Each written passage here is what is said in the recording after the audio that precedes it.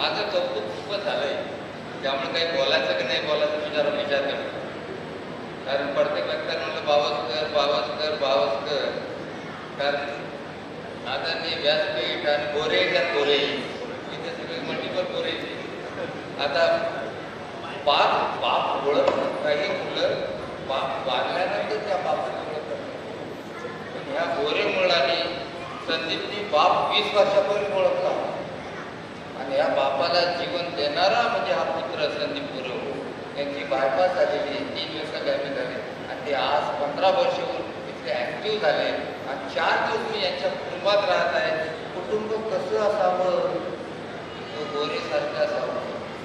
कारण गोरेसारखं जर कुटुंब असेल तर सुजलाम सुफलाम होण्यात या देशाला वेळ लागणार नाही. इथे प्रत्येकाला रिस्पेक्ट आहे. वेदर ती सून आहे का सासू आहे का कोणी, प्रत्येकाला रिस्पेक्ट आहे.